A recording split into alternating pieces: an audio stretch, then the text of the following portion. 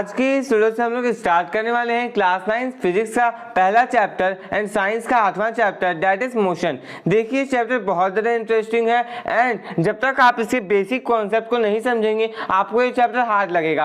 आज मैं आपको इस चैप्टर का एक्सप्लेनेशन देने वाला हूँ, आप लोग पूरे चैप्टर को अच्छे से समझ जाएंगे यदि आप सारे पार्ट्स को फॉलो करते जाएंगे। तो ये पहला पार्ट है इस वीडियो का, चलिए हम लोग शुरू करते हैं।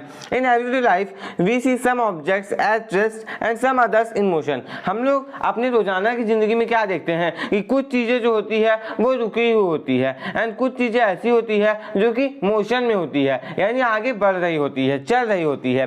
Birds fly, fish swim, blood flows through veins and arteries in cars move. देखिए क्या बोला जा रहा है कि बर्ड जो है वो उड़ते रहते हैं, ओके, फिशेस जो है वो स्विम करते हैं, तैरते हैं। जो खून होता है वो हमारे रगों में यानी वेन्स और आर्टरीज में क्या करता था, फ्लो करता रहता है, यानी बहता रहता है। एंड उसी प्रकार से कार्स, जो गाड़ियां होती है, मोटरसाइकिल होता है, कार्स होता है, ट्रक्स होते हैं, ये कभी कभी रेस्ट में होते हैं बट ये मूव भी करते हैं। Atoms, molecules, planets, stars and galaxies are all in motion. देखिए एटम्स हो गए, मॉलिक्यूल्स हो गए, प्लैनेट्स जो होते हैं, ओके, अर्थ प्लैनेट हो गया, मार्स प्लैनेट हो गया, स्टार हो गया, ओके, जो गैलेक्सीज है ये सारे मोशन में हैं, यानी ये मूव करते रहते हैं। We often perceive an object to be in motion when its position changes with time. अब हम लोग कैसे ये कह सकते हैं कि कोई चीज मोशन में है या फिर रेस्ट में है?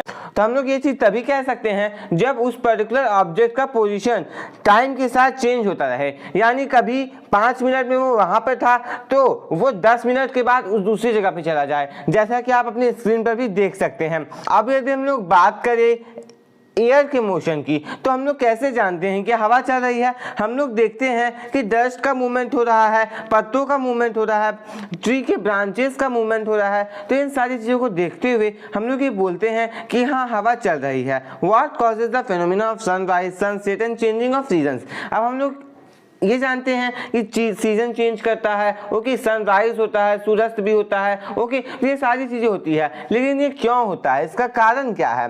Is it due to the motion of earth? क्या ये अर्थ के मोशन के कारण होता है? If it is true, why don't we directly perceive the motion of earth? यदि ये सही है कि हाँ ये सारी चीजें अर्थ के मोशन के कारण होती है, तो लोग अर्थ के मोशन को डायरेक्टली देख क्यों नहीं पाते हैं? ये आपको यहाँ पे क्वेश्चन के रूप में दे करके छोड़ा गया है। अब इस पर आप लोगों को खुद सोचना है कि इसका क्या रीजन होना चाहिए एंड इसका आंसर आप लोग नीचे कमेंट बॉक्स में कमेंट करके भी बताएंगे। An object may appear to be moving for the person and stationary for some other. देखिए हम लोग ये जानते हैं कि कुछ ऐसी भी चीजें होती है जो किसी दूसरे के लिए मोशन में हो बट आपके लिए वो रेस्ट में हो। आप समझिएगा ये कैसे होता है। For the passengers moving in the bus, the road side trees appear to be moving backwards. A person standing on the road side perceives the bus along with passenger as moving. However, the passenger inside the bus sees his fellow passengers to be at rest. What do these observations indicate? अब समझिएगा कि क्या हो रहा है। मान लीजिए आप बस में ट्रैवल कर रहे हैं, आपने बाहर एक ट्री देखा, एक पेड़ देखा, ओके। जब बस आगे चल रहा होता है तो हम लोग क्या देखते हैं कि वो जो ट्री है, वो जो पेड़ है, वो पीछे जाता हुआ दिखता है, ओके। एंड अब हम लोग बात करते हैं बस के अंदर। तो हम लोग जब बस के अंदर रहते हैं एंड कोई बस के बाहर रहता है तो हम लोग वो जानते हैं कि वो रेस्ट में है, बट देखने में तो वो मोशन में लगता है, क्योंकि जब बस आगे जाता है तो वो रेस्ट वाला पोजिशन वाला जो व्यक्ति होता है वो भी पीछे जाता हुआ दिखता है। एंड जो लोग बस के अंदर बैठे हुए रहते हैं वो तो हमें पूरी तरह से रेस्ट में दिखते हैं, बट बाहर वाले लोगों के लिए, यानी जो बस के बाहर है उनके लिए अंदर वाले लोग क्या होंगे, मोशन में होंगे। यदि आपको ये चीजें नहीं समझ में आई है तो आप वीडियो को थोड़ा पीछे करके देख लीजिएगा कि मैंने क्या क्या चीजें भी कही थी, ओके। अब आगे देखते हैं। Most motions are complex, some object may move in straight line, others take a circular path. देखिए सारी तरह के जो मोशंस होते हैं वो कॉम्प्लेक्स होते हैं, कुछ जो है वो स्ट्रेट लाइन में मूव करते हैं एंड कुछ जो है वो सर्कुलर यानी गोल पाथ में मूव करते हैं। Some may rotate and few may vibrate, कुछ रोटेट करते हैं, घूमते रहते हैं, एंड कुछ जो है वो वाइब्रेट करते हैं। There may be situations involving a combination of this. देखिए कहीं कहीं ऐसा भी सिचुएशन होता है जिसमें ये दोनों चीजें देखने को मिलती है। In this chapter we shall first learn to describe the motion of object along a straight line. अब इसमें हम लोग क्या पढ़ेंगे इस चैप्टर में? इस चैप्टर में हम लोग सबसे पहले ये पढ़ेंगे कि स्ट्रेट लाइन में किसी भी ऑब्जेक्ट का मोशन किस प्रकार से होता है, ओके। आगे देखिए, we shall also learn to express such motions through simple equations and graph, and इसी चैप्टर में आप लोग मोशन को सिंपल इक्वेशंस के थ्रू एंड ग्राफ्स के थ्रू भी दर्शाना सीख जाएंगे।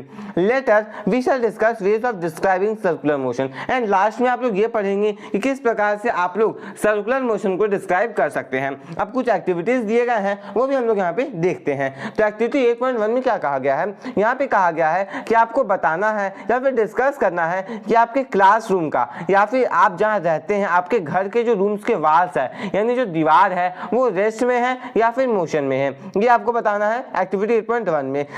एक्टिविटी 8.2 में क्या बोला गया है, इसमें कहा गया है have you ever experienced that the train in which you are sitting appears to move, इस वाले एक्टिविटी में बेसिकली ये पूछा गया है कि क्या कभी आपने इस चीज को एक्सपीरियंस किया है कि जिस ट्रेन में आप बैठे हुए रहते हैं वो ट्रेन कभी कभी आपको चलता हुआ महसूस होता है जबकि वो रेस्ट में होता है। एंड बेसिकली तब होता है ना जब बहुत ही फास्ट मूविंग ट्रेन जो है वो आपके बगल से पार होती है, यानी आप जिस ट्रेन में बैठे होते हैं उसके दूसरे वाले साइड से यदि कोई दूसरी ट्रेन पार होती है धीरे धीरे या फिर तेजी से तो ऐसा लग सकता है। एंड आप लोग नीचे कमेंट बॉक्स में कमेंट करके बताइएगा क्या कभी आपने इस चीज को फील किया है, मैंने तो बहुत बार किया है। आगे देखते हैं थिंक एंड एक्ट।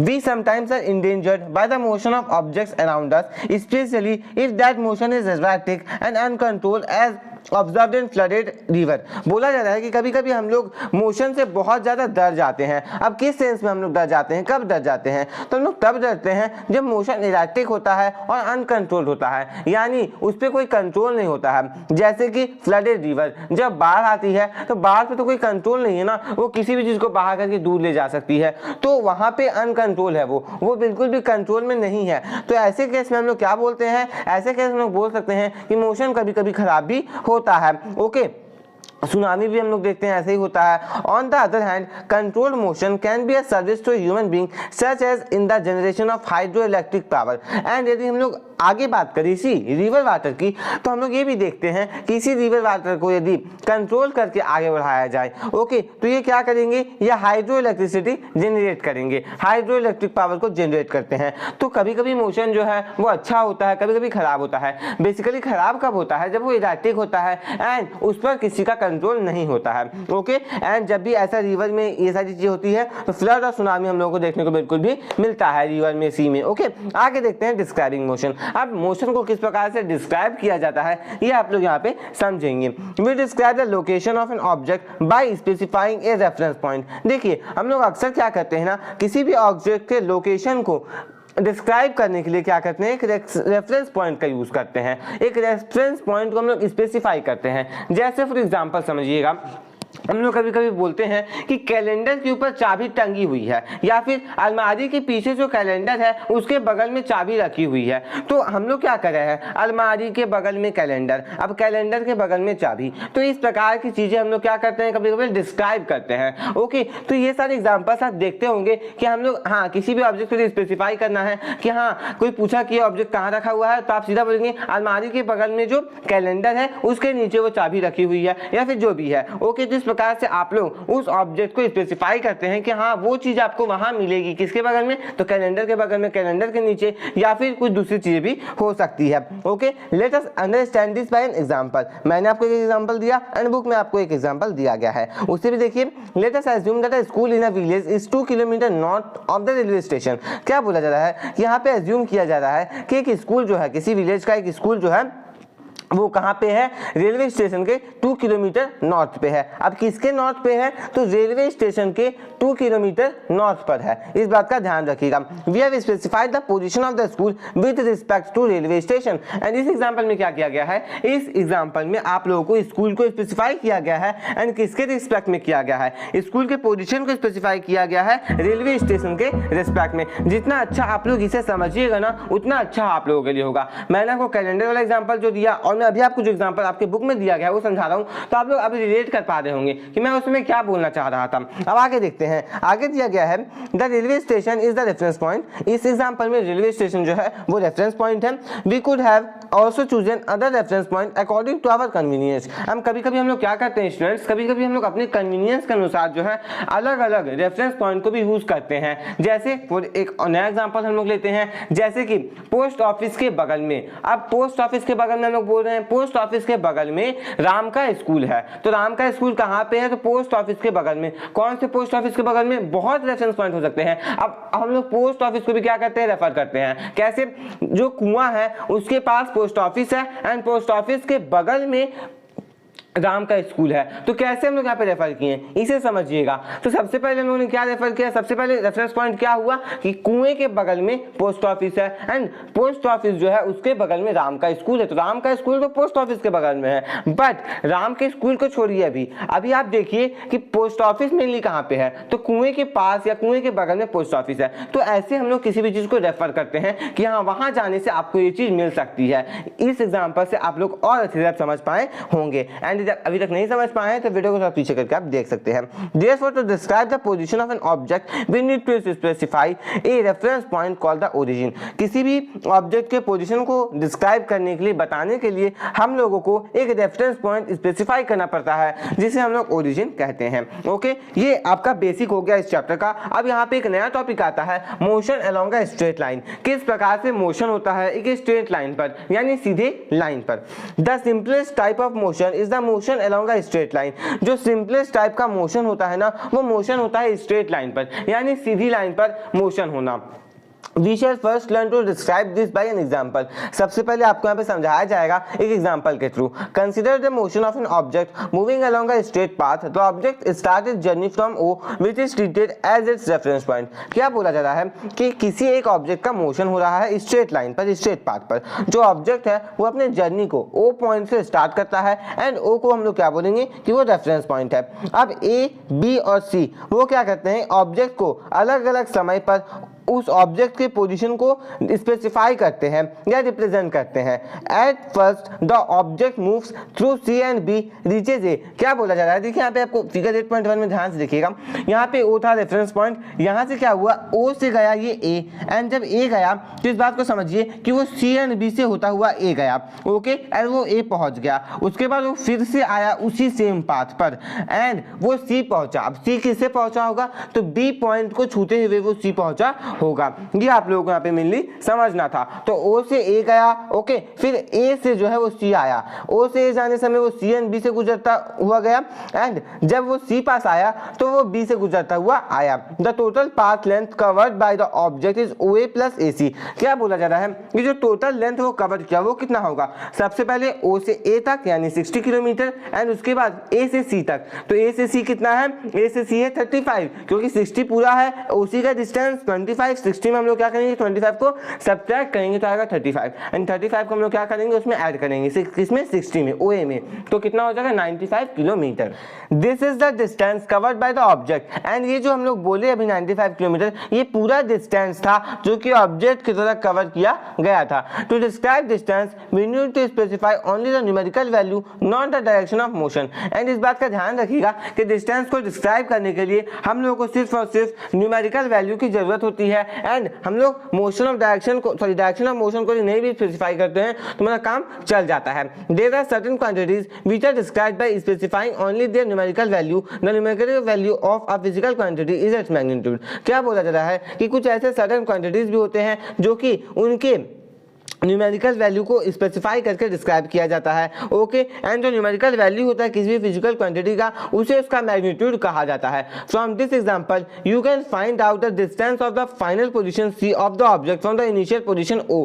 एंड यहाँ पर आप लोग क्या कर सकते हैं कि देखिए डिस्प्लेसमेंट होगा। अब डिस्प्लेसमेंट को समझना होगा आपको, डिस्प्लेसमेंट क्या होता है। तो ए से ओ से ए गया, ए से वापस सी आया। ओके, तो अभी ओ और सी, ओके, अभी पहले कहाँ था? ओ में, आ कहाँ गया? सी में। अब समझिएगा इसे, ओ में था, सी में आ गया। भले वो ए से आया है, ए में जाकर के वापस सी में आया है, ये बिल्कुल भी मैटर नहीं करता है। फिलहाल वो कहाँ पे है? फिलहाल जो ऑब्जेक्ट है वो सी में है। ओके, एंड ओ और सी का जो डिस्टेंस होगा ना, वही आपको एक न्यूमेरिकल वैल्यू देगा। ओके, जो कि डिस्प्लेसमेंट का न्यूमेरिकल वैल्यू होगा। एंड ये जो शॉर्टेस्ट डिस्टेंस होगा इनिशियल पोजीशन और फाइनल पोजीशन के बीच का, इसे ही डिस्प्लेसमेंट कहा जाता है। यानी कितना डिस्प्लेसमेंट हुआ? ओ से ए गया, ए से सी आया, ओके, ए से सी में आया, तो अभी जो है वो सी में है, यानी ओ और सी का डिस्टेंस जो होगा वो शॉर्टेस्ट डिस्टेंस होगा।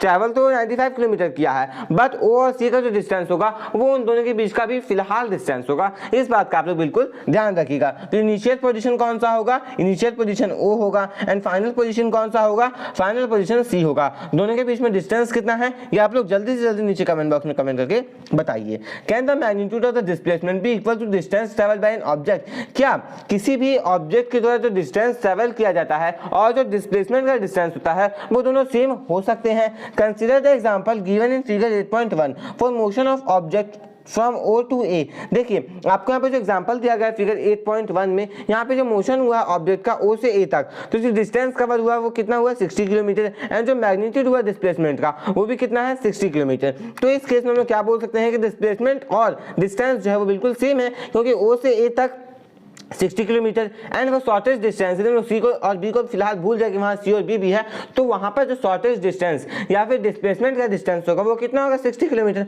तो दोनों सेम होगा कि नहीं होगा? होगा ना same. During its motion from O to A and back to B, अब उसका मोशन ओ से ए तक हुआ एंड फिर बी तक हुआ, यानी ओ से ए गया एंड ए से वापस कहाँ आया? बी आया। तो जो डिस्टेंस कवर हुआ वो कितना हुआ? 60 प्लस 25, क्योंकि ए से बी तक का डिस्टेंस 25 किलोमीटर है, तो 60 प्लस 25 85 किलोमीटर। ओके, तो यहाँ पर जो डिस्प्लेसमेंट हुआ वो कितना होगा? 35 किलोमीटर। इस बात का ध्यान रखिएगा। अभी तो डिस्प्लेसमेंट जब ए में था वो ऑब्जेक्ट ओ से ए में, तो 60 किलोमीटर था, बट जब वो बी में आ गया तो डिस्प्लेसमेंट कितना का होगा? 35 किलोमीटर का, क्योंकि ओ और बी का डिस्टेंस कितना है? 35 किलोमीटर। जैसा कि आप अच्छे से समझ भी पा रहे होंगे। स्टूडेंट्स यदि आप इसे नहीं समझ पा रहे ना तो बार बार देखिएगा, क्योंकि ये सब बेसिक सी चीजें हैं। यदि आप इसे नहीं समझ पाएंगे तो आगे आपको दिक्कतें जरूर आएंगी। इसलिए पहले आप लोग इन सारे टर्म्स को 2-3 बार समझिए, 2-3 बार सुनिए, एक बार नहीं समझ में आ रहा है तो ओके, जब तक आप समझेंगे नहीं आपको दिक्कतें जरूर आएंगी। Thus the magnitude of displacement 35 kilometre is not equal to the path length 85 kilometre. अब देखिए हम लोग यहाँ पे क्या बोल सकते हैं कि जो मैग्नीट्यूड हुआ डिस्प्लेसमेंट का यानी 35 किलोमीटर वो इस बार इक्वल नहीं है पाथ लेंथ 85 किलोमीटर के, क्योंकि पाथ लेंथ टोटल कितना हुआ? 85 किलोमीटर, एंड जो डिस्प्लेसमेंट का लेंथ है वो कितना है? 35 किलोमीटर। जो डिस्प्लेसमेंट का डिस्टेंस है वो कितना है? 35 किलोमीटर। आगे देखिए, further we will notice that magnitude of displacement for a course of motion may be 0 but the corresponding distance covered is not 0। अब यहाँ पे समझिएगा कि कभी कभी ऐसा भी होगा कि जो डिस्टेंस था वो 0 नहीं होगा, बस जो डिस्प्लेसमेंट वाला पार्ट है वो 0 हो जाएगा। यानी ओ से ए में गया एंड ए में बी और सी से होते हुए वापस ओ में आ गया, तो हम लोग यहाँ पे क्या बोलेंगे कि ओ में था फिर ओ में आ गया, यानी डिस्प्लेसमेंट तो 0 था बट डिस्टेंस जो होगा वो 120 किलोमीटर होगा। यदि आप अभी भी नहीं समझ पा रहे हैं तो पीछे करके समझिएगा कि मैंने क्या कहा। मैंने कहा कि डिस्प्लेसमेंट 0 भी हो सकता है। 0 किस सेंस में? 0 तभी होगा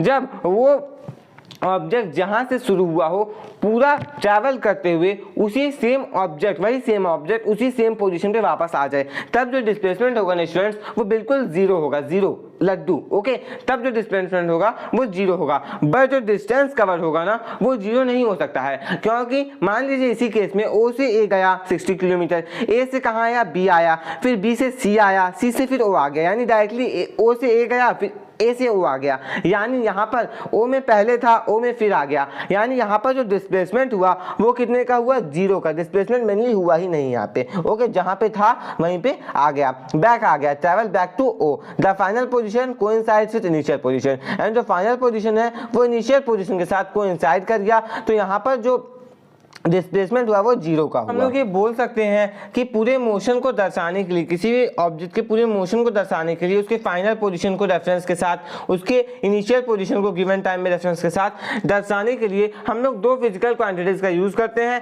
पहला है डिस्टेंस एंड दूसरा है डिस्प्लेसमेंट। अब देखते हैं activity 8.3। Take a metre scale and a long rope. आपको क्या करना है? एक मीटर स्केल लेना है और एक लंबी रस्सी लेनी है।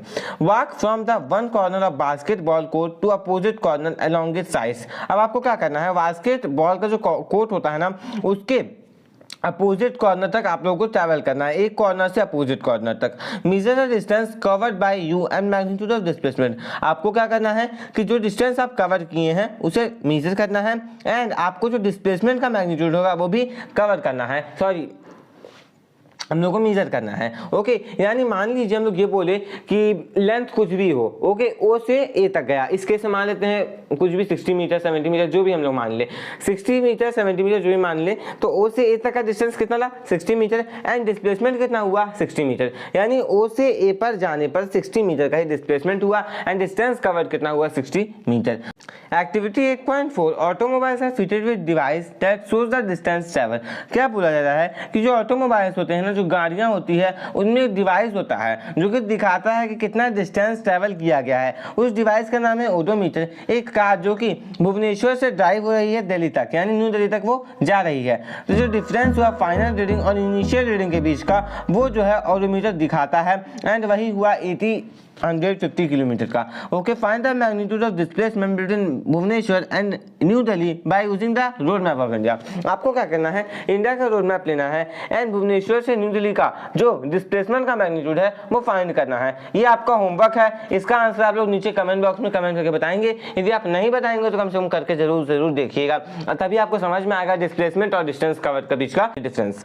अब जो नेक्स्ट टॉपिक आपको दिया गया है ना, इसमें मोशन के टाइप्स की बात की गई है, जिसमें पहला आता है यूनिफॉर्म मोशन एंड दूसरा आता है नॉन यूनिफॉर्म मोशन। अब समझिए क्या होता है, consider an object moving along a straight line. अब आपको कंसीडर करना है, मानना है कि एक ऑब्जेक्ट है जो कि स्ट्रेट लाइन पर मूव कर रही है। Okay, let it travel 5 metre in first second. क्या बोला जा रहा है कि पहला पल हुआ जब, तो वो 5 मीटर ट्रैवल की फर्स्ट सेकंड में, यानी एक सेकंड में कितना 5 मीटर। नेक्स्ट सेकंड में वो फिर 5 मीटर को ट्रैवल किया, थर्ड सेकंड में फिर 5 मीटर को, फोर्थ सेकंड में फिर 5 मीटर को। इन केस में, इस केस में क्या हम लोग देख रहे हैं, इस केस में हम लोग ये देख रहे हैं कि हर एक सेकंड में जो ऑब्जेक्ट है वो 5-5 मीटर की दूरी कवर कर रहा है।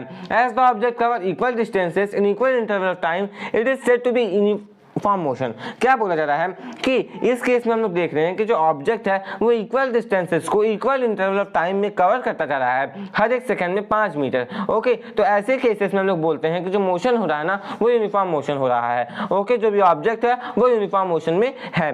The time interval in this motion should be small. In our day to day life we come across motions with objects cover unequal distances in equal interval of time. अब कभी कभी क्या होता है, हम लोग देखते हैं कि अनइक्वल डिस्टेंसेस को इक्वल इंटरवल ऑफ टाइम में कवर किया जा रहा है। ऊपर वाले केस में क्या था, हर एक सेकंड में 5 मीटर। ओके, ऐसा भी हो सकता है कि अब यहाँ पे ध्यान समझिएगा, अनइक्वल डिस्टेंस यानी डिस्टेंस सेम नहीं होगा, भले समय सेम हो, यानी एक सेकंड में कभी 5 मीटर, कभी 2 मीटर, कभी 3 मीटर, कभी 10 मीटर हो जा रहा है। ओके, कभी 50 मीटर हो जा रहा है। मैं एग्जांपल के लिए बोल रहा हूँ। ओके, इस बात का बिल्कुल ध्यान रखिएगा। For example, when a car is moving on a crowded street और a person is jogging in a park. देखिए, जब एक कार क्राउडेड पूरे भीड़ भाड़ वाले रास्ते में गुजर रही होती है ना, तो वहाँ पे क्या होता है, बहुत ज़्यादा भीड़ भाड़ होती है, तो कभी स्पीड ज़्यादा किया, कभी कम हुआ, कभी बहुत कम हो गया। तो ऐसे जब होता है तो हम लोग बोलते हैं कि वो नॉन यूनिफॉर्म मोशन है, क्योंकि पहले पल में यानी हम लोग बोल सकते हैं कि 1 मीटर करने में उसे मान लीजिए 1 सेकंड लगा, फिर कभी ऐसा हुआ कि 1 सेकंड में उसने 5 मीटर कर लिया, 1 सेकंड में कभी 10 मीटर कर लिया।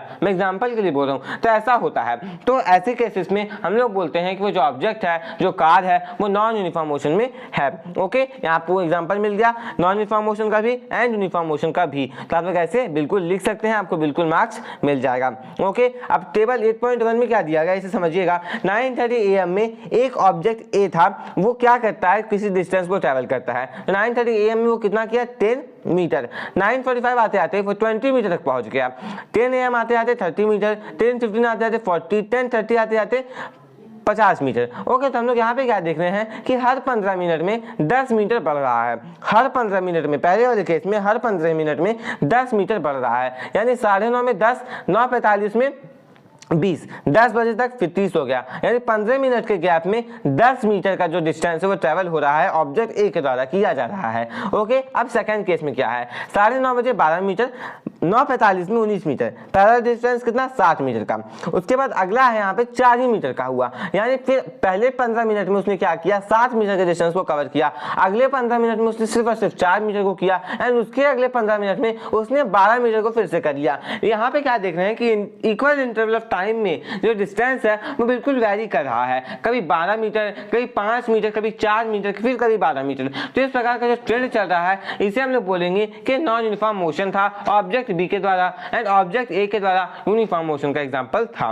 Measuring the rate of motion, अब किस रेट से मोशन हो रहा है उसे कैसे मेजर किया जाता है ये आपको बताया जा रहा है। यदि आप क्रिकेट देखते होंगे ना तो आप लोग देखते होंगे कि कभी कभी बॉलर के गेंद की स्पीड बताई जाती है कि हाँ इस बॉलर ने 140 किलोमीटर पर आवर की रफ्तार से पिछली गेंद डाली थी, अगली गेंद जो आई वहाँ पे लिखा जाता है कि अगली गेंद जो आई थी मतलब फर्स्ट गेंद के बाद वाली दूसरी गेंद वो आई 130 किलोमीटर प्रति घंटे की रफ्तार से, 135 किलोमीटर प्रति घंटे की रफ्तार से। तो इस प्रकार से उसे मेजर किया जाता है। आप लोग देखे होंगे जब क्रिकेट को फॉलो करते हैं तो आप देखते होंगे, या फिर जब रोड में ट्रैवल करते होंगे तो आप देखते होंगे कि स्पीड लिमिट दिया जाता है कि कार के लिए हाँ कार जो है वो 50 किलोमीटर प्रति घंटे की रफ्तार से चल सकती है, बाइक 60 किलोमीटर प्रति घंटे की रफ्तार से चल सकती है, ओके जीप ये सब है तो 40 किलोमीटर प्रति घंटे की रफ्तार से चल सकती है। तो इस प्रकार की चीजें आपको बिल्कुल रोड में भी देखने को मिल जाती है। अब यहाँ पे समझिएगा measuring the rate of motion कि किस प्रकार से मोशन के रेट को मेजर किया जाता है। Look at the situation given in figure 8.2 if the bowling speed is 143 kilometre per our in figure 8.2a what does it mean. 8.2a जो फिगर है उसमें इसका क्या मतलब निकल रहा है कि जो बॉलिंग स्पीड है वो 143 किलोमीटर पर आवर है। क्या आप इस चीज को समझ पाए, या फिर जो सेकंड पार्ट है साइन बोर्ड, ओके क्या आप उसे समझ पाए कि हाँ इससे फास्ट आपको नहीं चलाना है। यानी यदि हम लोग बोले तो जो बॉलर है ना वो इस स्पीड से बॉलिंग कर रहा है कि उसकी जो गेंद है वो 143 किलोमीटर प्रति घंटे की रफ्तार से जाती है, एंड यदि हम लोग उसे कन्वर्ट करें तो 1 घंटे में 143 किलोमीटर कवर कर सकती है। समझिएगा ध्यान से, ऐसा नहीं है कि वो 1 किलोमीटर में 1 घंटे में 143 किलोमीटर कवर कर जा रही है। स्पीड निकाला गया है डिस्टेंस और टाइम के हेल्प से, कितना डिस्टेंस ट्रैवल किया गया एंड कितना टाइम लगा उसे ट्रैवल करने में, एंड उस दोनों को डिवाइड किया गया जिसके चलते स्पीड हमें निकल के आता है हमारे सामने। ओके डिफरेंट ऑब्जेक्ट में take different amounts of time to cover at a given distance. हम लोग ये देखते हैं कि जो डिफरेंट ऑब्जेक्ट्स होते हैं वो डिफरेंट अमाउंट ऑफ टाइम लेते हैं किसी भी गिवन डिस्टेंस को कवर करने के लिए। फॉर एग्जांपल मान लीजिए एक स्पिनर है, ओके स्पिनर कैसी बॉलिंग करेगा, धीमी गेंद डालेगा एंड वहीं पे जो फास्ट बॉलर पेसर है वो क्या करेगा, तो फास्ट गेंद डालेगा। तो उसी मैदान पर स्पिनर थोड़ा स्लो गेंद डालता है एंड पेसर फास्ट गेंद डालता है। तो वो वैरी करता है ना, स्पिनर का काम है थोड़ा स्लो गेंद डालना, स्पिन करवाना चाहता है, एंड फास्ट बॉलर क्या स्विंग करवाना चाहता है, उसे यॉर्कर डालना होता है। तो ये सारी चीजें को करने के लिए उसे क्या चाहिए, गति चाहिए, उसे ज्यादा फास्ट डालना होता है बॉल को। इस चीज को आप बिल्कुल ध्यान से समझिएगा। Okay also different object can move at the same rate. ऐसा भी होता है कि डिफरेंट ऑब्जेक्ट जो है वो सेम रेट से मूव करते हैं। यानी हम लोग ऐसा बोल सकते हैं कि दो जो पेसर, देखिए क्रिकेट सब इसे बिल्कुल रिलेट कर पाएंगे। मान लीजिए 2 पेसर है एंड 2 पेसर क्या करते हैं, बिल्कुल सेम रेट में, 2 स्पिनर है, दोनों सेम रेट में बॉल को मूव करवाते हैं। तो बॉल जो है वो सेम अमाउंट ऑफ टाइम में सेम अमाउंट ऑफ डिस्टेंस को कवर करेगा, जिसके चलते जो रेट हुआ यानी जो स्पीड हुआ वो बिल्कुल सेम होगा। इस बात का बिल्कुल ध्यान रखिएगा। One of the ways of measuring the rate of motion of an object is find out the distance travelled by the object in unit time. अब हम लोग कैसे फाइंड कर सकते हैं रेट ऑफ मोशन, यानी स्पीड को कैसे फाइंड कर सकते हैं किसी भी ऑब्जेक्ट का कि वो कितने डिस्टेंस को ट्रैवल कर रहा है या फिर उसका स्पीड क्या है। तो देखिए इसके लिए सिंपल फार्मूला है कि जो डिस्टेंस उसके द्वारा ट्रैवल किया गया है ना और इतना टाइम लगा, दोनों को डिवाइड कर दिया जाए। ऊपर में रहेगा डिस्टेंस और नीचे में रहेगा टाइम, दोनों को डिवाइड किया जाए तो आएगा क्या, स्पीड आ जाएगा। यह लोग पहले से भी जानते आए हैं। This quantity is refer to as speed and इसी क्वांटिटी को स्पीड कहा जाता है। स्पीड का जो एसआई यूनिट होता है वो होता है metre per second. This is represented by the symbol ms-1 ms to the power -1 और m/s बोला जा रहा है कि इसे रिप्रेजेंट किया जाता है m/s से या फिर ms टू द पावर -1। अब जब आप उसे रेसिप्रोकल करेंगे इसको तो 1/s हो जाएगा, यानी m/s ही होना है उसे, बस लिखने का तरीका अलग है। यदि आप m/s नहीं लिखना चाहते हैं तो ms टू द पावर 1 ऐसा कर सकते हैं, to the power -1 okay sorry.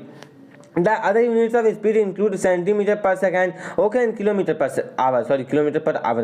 बोला जा रहा है कि जो स्पीड के दूसरे यूनिट्स होते हैं वो होते हैं centimetre per second and kilometre per hour. To specify the speed of an object we require only its magnitude. किसी भी ऑब्जेक्ट की स्पीड को स्पेसिफाई करने के लिए, निकालने के लिए हम लोगों को सिर्फ उसके मैग्नीट्यूड की भी आवश्यकता होती है। The speed of an object need not to be constant. In most cases object will be in non uniform motion. देखिए जो स्पीड होता है किसी भी ऑब्जेक्ट का उसे वो कांस्टेंट हो ऐसा कोई जरूरी नहीं होती है। ज़्यादातर केसेस में क्या होता है कि जो ऑब्जेक्ट होते हैं ना वो नॉन यूनिफॉर्म मोशन में होते हैं।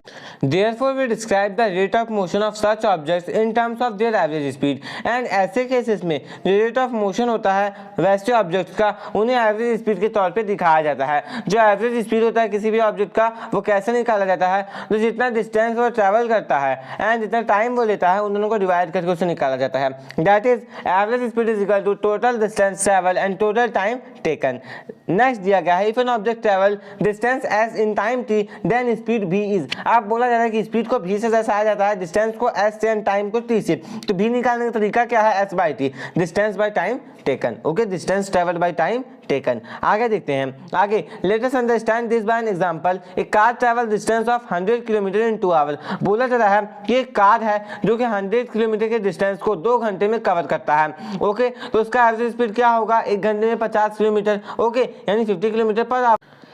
The car might not have traveled at 50 kilometre per our all the time. अब ऐसा भी हो सकता है कि कोई ज़रूरी नहीं कि 50 किलोमीटर पर आवर की स्पीड से वो पूरा टाइम चला होगा। हो सकता है पहले घंटे में उसने सिर्फ और सिर्फ 30 किलोमीटर किया होगा। ओके, एंड बचा जो 70 किलोमीटर उसने अगले घंटे में कर लिया, यानी स्पीड को क्या किया गया, बढ़ा दिया गया। ओके, तो वो 2 घंटे में एक एवरेज बोल सकते हैं कि कितना किया, 100 किलोमीटर। एक एवरेज निकालेंगे तो 1 घंटे में कितना किया, 50 किलोमीटर।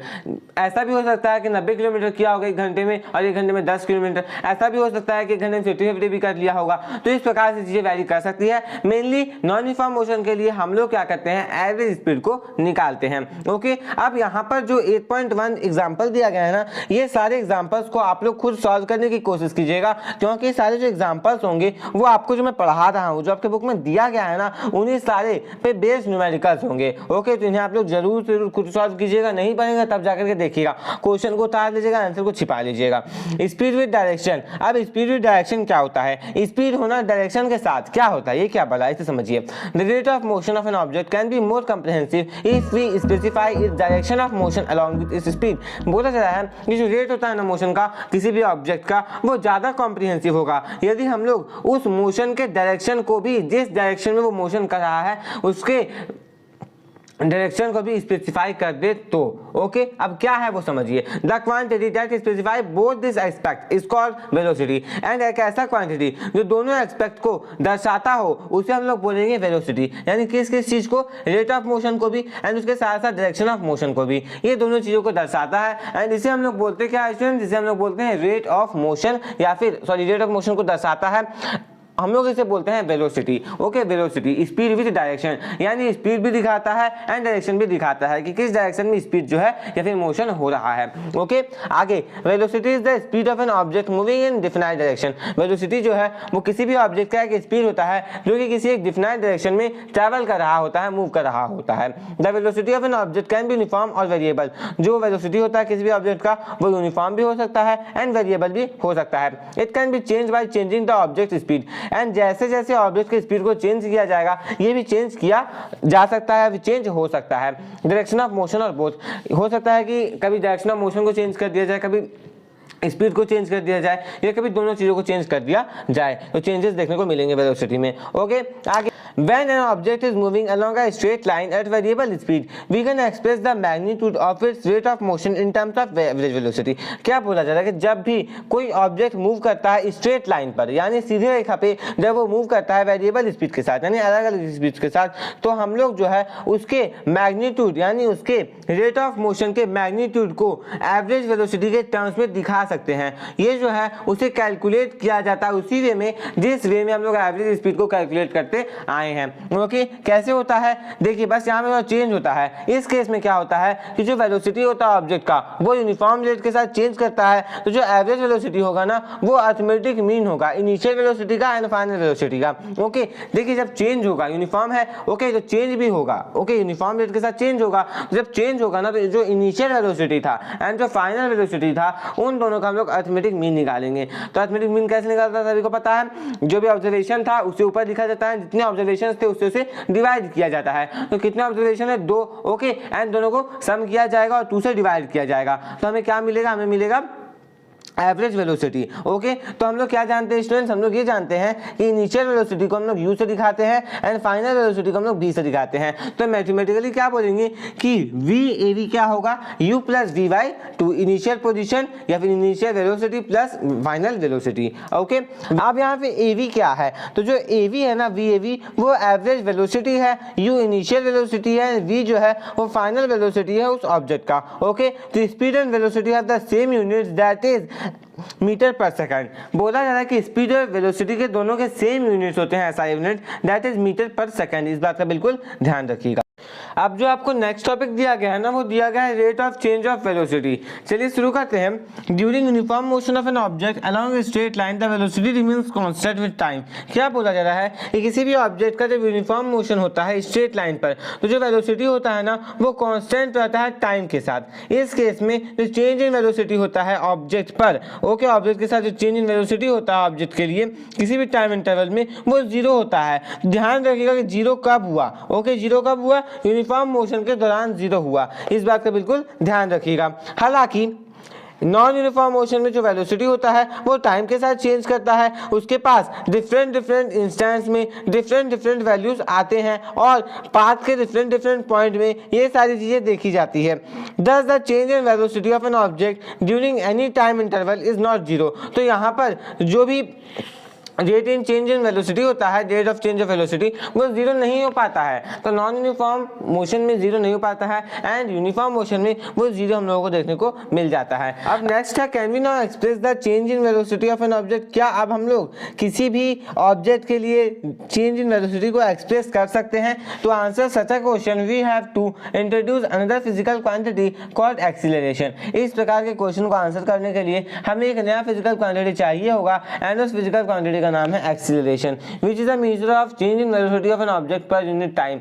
अब किसी भी टाइम में चेंज इन वेलोसिटी कितना हुआ उसको यहाँ पर एक्सीलरेशन कहा जाता है। ओके, ये उसी का मेजर होता है। If the velocity of an object changes from initial value v to final value v in time t, the acceleration a is. Acceleration को a से दर्शाया जाता है, initial value u, final value, इन सारी चीजों को जब मिलाया जाता है तो हमें एक्सीलरेशन का फॉर्मूला मिलता है that is v minus u by t। इस बात का बिल्कुल ध्यान रखिएगा। This kind of motion is known as accelerated motion and इस प्रकार का जो भी मोशन होता है उसे कहा जाता है accelerated motion. The acceleration is taken to be positive if it is in direction of velocity and negative when it is in opposite direction of velocity. अब जब वेलोसिटी के डायरेक्शन में ही एक्सीलरेशन होगा तो एक्सीलरेशन को पॉजिटिव लिया जाएगा। Okay, and जो एक्सीलरेशन होता है वो तब नेगेटिव होता है जब वेलोसिटी का डायरेक्शन भी नेगेटिव होता है। यदि हम लोग एक्सीलरेशन की SI यूनिट की बात करें तो इसका जो SI यूनिट होता है डिस्टेंस वो होता है मीटर पर second square, m by s square. If an object travels in straight line and its velocity increases और decreases by equal amounts in equal interval of time then the acceleration of the object is said to be uniform. यदि एक object straight line में travel करता है and उसका जो velocity है ना वो इंक्रीज करता है, डिक्रीज करता है इक्वल अमाउंट्स में, okay, and equal interval of times के अंदर, तो जो एक्सीलरेशन होगा ऑब्जेक्ट का उसे यूनिफॉर्म कहा जाएगा। ओके, जो मोशन होगा फ्रीली फॉलिंग बॉडी का, ओके, इस बात का ध्यान रखिएगा कि जो भी मोशन होता है फ्री फॉलिंग बॉडी का उसे बोला जाता है कि वो यूनिफॉर्मली एक्सीलरेटेड मोशन है। वहीं पर जो ऑब्जेक्ट नॉन यूनिफॉर्म एक्सीलरेशन के साथ ट्रैवल करते हैं तो उसमें क्या होता है कि वेलोसिटी जो है वो नॉन यूनिफॉर्म रेट के साथ चेंज करता है। एग्जांपल में यदि एक कार जो है वो स्ट्रेट रोड पर ट्रैवल कर रहा है, उसका स्पीड जो है वो अनइक्वल अमाउंट्स के साथ बढ़ता है इक्वल इंटरवल ऑफ टाइम में, तो जो कार होगा ना उसे हम लोग बोलेंगे वो नॉन यूनिफॉर्म एक्सीलरेशन को फॉलो कर रहा है। ओके, तो स्टूडेंट्स आगे के जो भी टॉपिक्स है जैसे कि इक्वेशन वाला हो गया, ग्राफिकल रिप्रेजेंटेशन, ये सारे हम लोग नेक्स्ट पार्ट में देखेंगे। नेक्स्ट पार्ट का लिंक आपको डिस्क्रिप्शन पे दे दिया जाएगा एंड आपको एंड स्क्रीन पे भी वो वीडियो मिल जाएगा, आई बटन पे वीडियो मिल जाएगा। तो आप लोग उन वीडियोस को भी जरूर से जरूर देख लीजिएगा क्योंकि आगे में जो भी ग्राफिकल रिप्रेजेंटेशन दिया गया है एंड उसके साथ साथ जो भी आप लोगों को इक्वेशन दिया गया है ना, ये सारे आप लोगों के लिए समझने बहुत ज़्यादा जरूरी है। तो आप लोग इन्हें जरूर से जरूर समझ लीजिएगा एंड यदि आज के सेशन में आपको कोई भी डाउट आ गया हो तो आप लोग नीचे कमेंट बॉक्स में बिल्कुल ईजिली कमेंट बॉक्स में कमेंट करके पूछ सकते हैं। ओके, उम्मीद करता हूँ कि आपको वीडियो पसंद आया होगा। यदि आपको ये वीडियो अच्छा लगा तो इस वीडियो को लाइक कर दीजिए एंड यदि आप इस चैनल पर नए हैं चैनल को सब्सक्राइब करके बेल आइकन को प्रेस करके और प्रेस कर दीजिए, क्योंकि मैं आपके लिए ऐसे एजुकेशनल कंटेंट लाता रहता हूँ। इस वीडियो को अपने फ्रेंड्स के साथ, अपने क्लासमेट्स के साथ अधिक से अधिक शेयर कीजिएगा। एंड आपको वीडियो कैसा लगा कमेंट बॉक्स में कमेंट करके जरूर बताइएगा। आप लोग क्लास 9 के साइंस के प्लेलिस्ट में विजिट कर लीजिएगा, आपको वहाँ पे बाकी सारे चैप्टर्स के भी एक्सप्लेनेशन जरूर मिल जाएंगे। मिलते हैं नेक्स्ट वीडियो में। Thanks for watching.